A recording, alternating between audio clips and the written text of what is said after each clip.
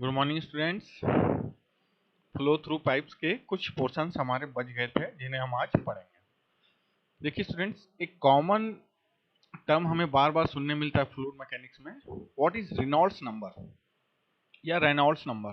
ठीक है, actually it is the ratio of inertia force to viscous force. It means inertia force divided viscous force. Okay, that is called Reynolds number. ठीक, और कहीं कहीं पर ये इसे वी एल बाई म्यू भी लिखा जाता है। ठीक है, एंड जो एल है यहाँ पर, अगर लेंथ के लिए बात हो रहा है, अगर किसी पाइप में डायमीटर दिया होगा तो वहां पे डायमीटर आप यूज कर लेंगे।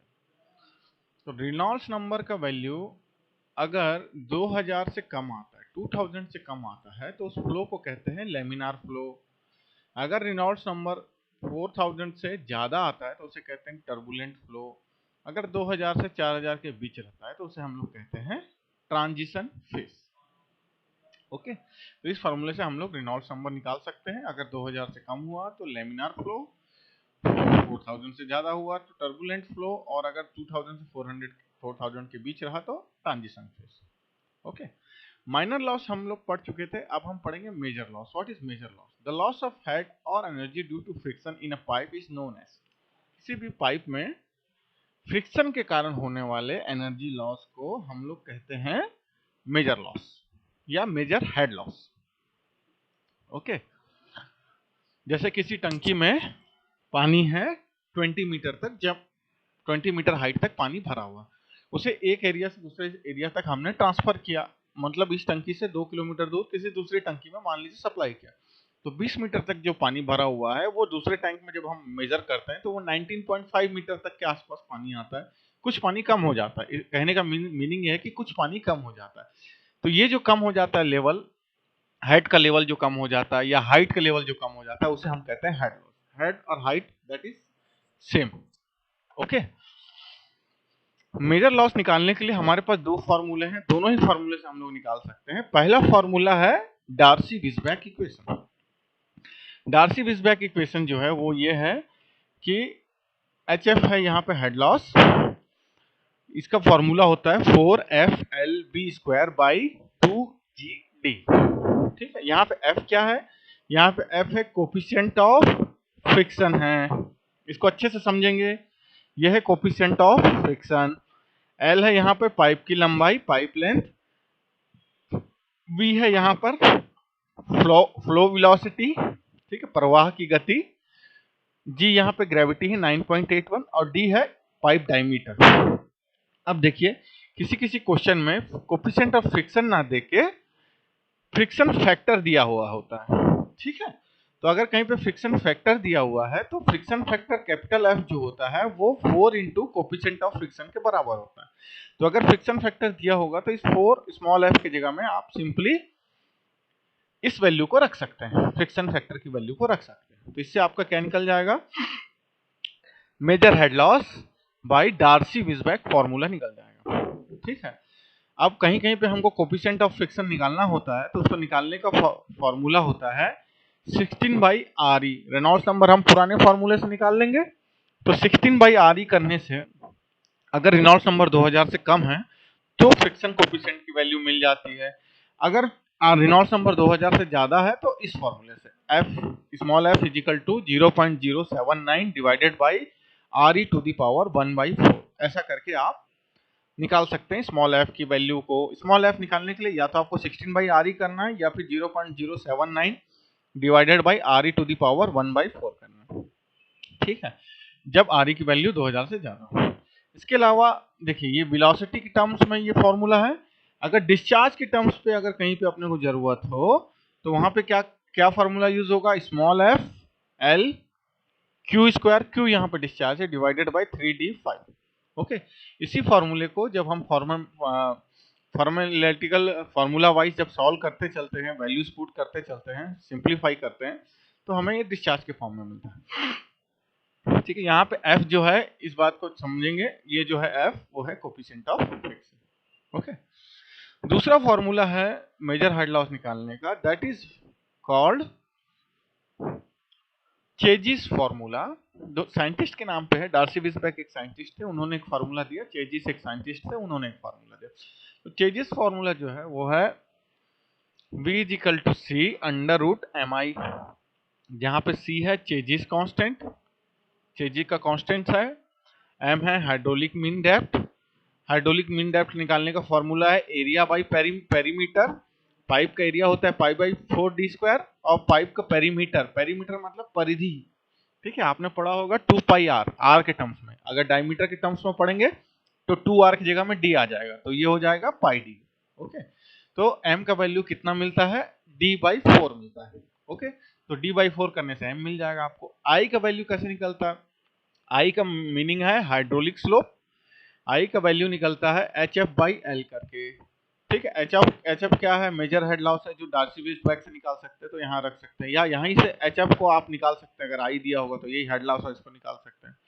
तो C इज इक्वल टू, अगर इस फॉर्मूले के हिसाब से देखें तो C का वैल्यू अगर कहीं निकालना हो आपको, तो अंडर रूट 2G/FB करके आप निकाल सकते हैं, जहाँ पे F है कोफिशिएंट ऑफ फ्रिक्शन। तो इतने फॉर्मूले हैं जिनको अगर आप समझ गए तो आप मेजर हेड लॉस निकाल लेंगे, ठीक है। V is equal to CMI, m का वैल्यू d/4, i का वैल्यू hf/l, ठीक है, यहाँ से hf का वैल्यू निकाल सकते हैं, मेजर हेड लॉस है ये, ठीक है, और c का वैल्यू निकालना है तो अंडर रूट 2G/f भी कर सकते हैं। किसी किसी क्वेश्चन में डायरेक्ट दिया होगा, किसी किसी क्वेश्चन में निकालना होगा।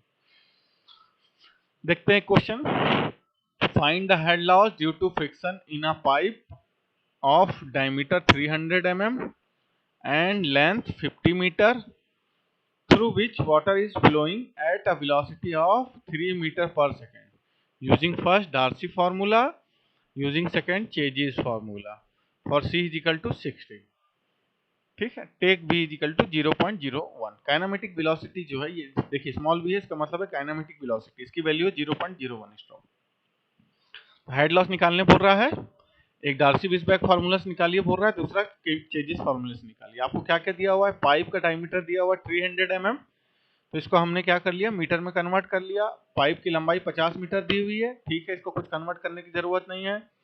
Through which water is flowing at a velocity of 3 metre per second, velocity दी हुई है 3 मीटर पर सेकेंड, सी की वैल्यू दे दिए, निकालना नहीं पड़ेगा आपको 60, और काइनेमेटिक वेलोसिटी दी हुई 0.01 स्ट्रोक।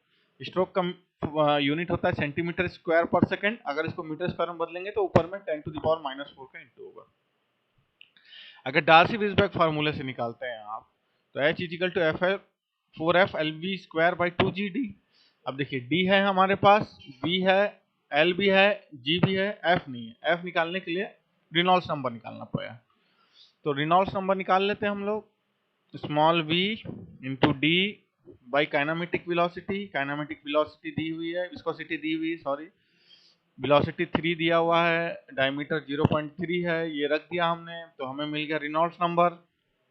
क्योंकि ये 2000 से ज़्यादा है तो हम इस फॉर्मूले को यूज़ करेंगे, 0.079/r⁴ रेनॉल्ड्स नंबर का वैल्यू यहाँ रख दीजिए, 9 × 10⁵, तो आपको f की वैल्यू मिल जाएगी 0.00256। तो हेड लॉस निकाल लीजिए यहाँ से, तो HF = 4FLV²/2GD, 4 f की वैल्यू रखा हमने, लेंथ रखा 50 मीटर, v की वेलोसिटी 3, 2 इंटू g का वैल्यू 9.81, d का वैल्यू 0.3 है, ये d की वैल्यू है 0.3, यहाँ से हेड लॉस निकल के 0.7828 मीटर। सिंपल सा है फॉर्मूला बेस। अब देखिए chassis formula, v = CMI 3√MI, c की वैल्यू 60 दी हुई है क्वेश्चन में, m का वैल्यू d/4 करके निकाल लेते हैं, तो 0.3/4 हो गया, ठीक है। इस फॉर्मूले में रख देते हैं वेलोसिटी 3, ठीक है, ये देखिए यहाँ रखा था हमने वेलोसिटी 3, तो वही वेलोसिटी यहाँ भी रख लेते हैं 3, c 60 है तो 60 लिख लिया, इंटू अंडर रूट, m का वैल्यू 0.075 आया है, i यहाँ पे बच रहा है, तो i का वैल्यू यहाँ से निकाल लीजिए। i का वैल्यू कैसे निकलेगा, 3/60 हो गया, इंटू 1/0.075, और i का अंडर रूट हटा है, तो यहाँ पर ये टर्म्स में स्क्वायर आ गया, और ये इसमें अंडर रूट था तो अंडर रूट हट गया, तो i की वैल्यू मिल गई 0.0333। जब i की वैल्यू मिल जाएगी तो i की वैल्यू बराबर होती है hf/l के, लेंथ दी हुई है 50 मीटर, एल की जगह में 50 लिख लीजिए, एच एफ यहाँ से निकल जाएगा, जबकि आई की वैल्यू कितनी आ गई है 0.0333, तो हेड लॉस निकल गया यहाँ से 1.665 मीटर। अब देखिए चेजिस फार्मूले से जो हेड लॉस निकला है 1.665 और डार्सी-विसबेक फार्मूले से जो हेड लॉस निकला 0.7828 मीटर, ये दोनों ही क्या है, ये दोनों ही डिफरेंट है, ठीक है। तो डिफरेंट हेड लॉस मिलते हैं हमें। फिर सेम ऐसा ही एक फार्मूला ये क्वेश्चन है जहां पर ये देखिए लीटर्स में दिया हुआ है, जिसको आपको क्या करना होगा, 200 लीटर्स दिया हुआ है, तो इसको आपको क्या करना है, मीटर में बदल देना है। तो जब लीटर को मीटर में बदलते हैं तो क्या करते हैं, 2000 से डिवाइड करते हैं, ठीक है। और Q का वैल्यू होता है एरिया इंटू वेलोसिटी। क्वेश्चन में कुछ वैल्यूज दी हुई है, देखते हैं समझते हैं। देखिए find the diameter of a pipe of length 2000 metre, 2000 metre का एक पाइप है जिसमें से फ्लो हो रहा है 200 लीटर पर सेकेंड पानी, तो Q इक्वल टू 200 लीटर पर सेकेंड। हेड लॉस दिया हुआ है इस क्वेश्चन में, head loss due to friction is 4 metre, head loss दे दिया है 4 मीटर और C की वैल्यू दे दिया है 50। आपको क्या निकालने बोल रहा है, डायमीटर ऑफ पाइप निकालना है। तो डिस्चार्ज का वैल्यू होता है एरिया इंटू वेलोसिटी, या वेलोसिटी का वैल्यू हो सकता है Q बाई एरिया। तो Q का वैल्यू कितना दिया हुआ है, 200 लीटर है, मीटर में बदले 1000 से डिवाइड किए, जब भी लीटर में दिया होगा तो मीटर को भी बदलना है तो 1000 से डिवाइड करना है, तो ये हो गया 0.2। तो Q की वैल्यू 0.2 यहाँ रख दिए, और एरिया क्या होता है पाई बाई 4 डी स्क्वायर, तो 4 ऊपर आ जाएगा, तो ये 4Q by pi D square हो गया, तो ये हो गया 0.8 पाई डी स्क्वायर। डी हमें निकालना है, यह है बी की वेलोसिटी। आई की वेलोसिटी, आई का फॉर्मूला d/4, यहाँ पे भी डी निकालना पड़ेगा, ठीक है। यहाँ पे आई की वैल्यू hf/l, हेड लॉस दिया हुआ है 4, लेंथ दिया हुआ है 2000, रख दिए तो 0.02 मीटर हो गया। फिर हम जानते हैं चेजी फॉर्मूला B = C √mi, ठीक है। तो देखिए C की वैल्यू कितनी दी हुई है 50, रख दिए, इंटू M की वैल्यू कितनी है d/4, ये d/4 हमने रख दिया, और I की वैल्यू कितनी आई है 0.02, तो ये 0.002 रख दिया, और यहाँ पर देखिए V की वैल्यू कितनी आई है हमारी, ये आई 0.8 by pi D square, okay.